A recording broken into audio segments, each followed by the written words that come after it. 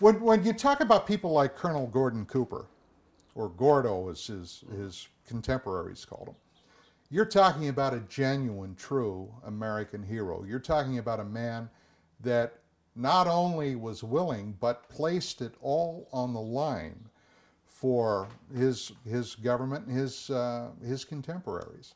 He was absolutely upfront that he believed that, yes, we have been visited by intelligence from somewhere besides this planet. Cooper flew on Gemini, and he is the first to fully disclose absolute visual contact with UFOs.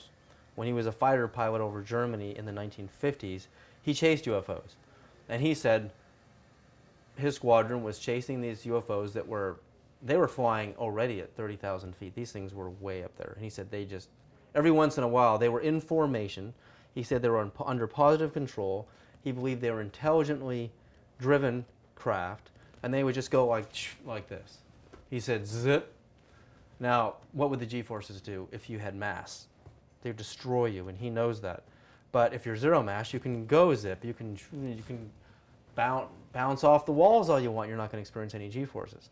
Gordon Cooper had some extraordinary things to say. He actually filmed a UFO at an Air Force base. His crew was out filming 16 millimeter. They saw a UFO land off the runway, and they filmed it. They developed the film. Cooper looked at the film. He said it was good film. There's a flying saucer in there, close range. Would be the best footage in the world today in the whole UFO movement. They sent it to the Pentagon, and they were never allowed to see the film ever again. So somebody in the Pentagon, in some file, has Cooper's footage.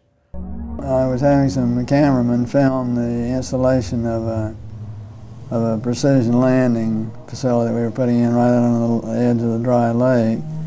And this saucer flew right over him and put down 3 little gear and landed out on the dry lake bed. And they went out to, picked up their cameras and moved on out toward him filming. And he lifted off, put the gear back in the well, and climbed out at a very high rate of speed and disappeared. At that point in time, there was no doubt in my mind that this vehicle was made at some other place than here on Earth. Dr. Edgar Mitchell had a transcendental experience on his way back from the moon. He has come forward and said that we have recovered bodies, we have recovered craft, and we've had them for quite a long time.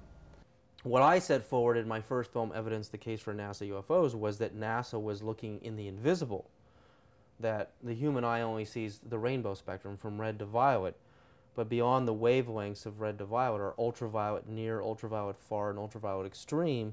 And below the color red, you have infrared, microwaves, and radio, and so forth, television and radio. So there's a whole spectrum that we don't see where these craft can be vibrating.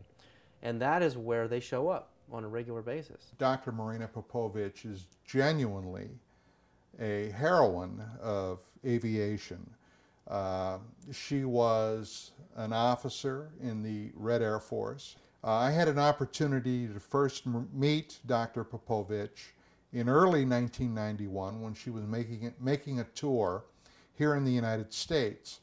And I was able to ask her a number of questions that I had regarding a Soviet space mission that took place in 1988-89, which was the Phobos 1 and Phobos 2 probes that the Soviet Union had launched to Mars.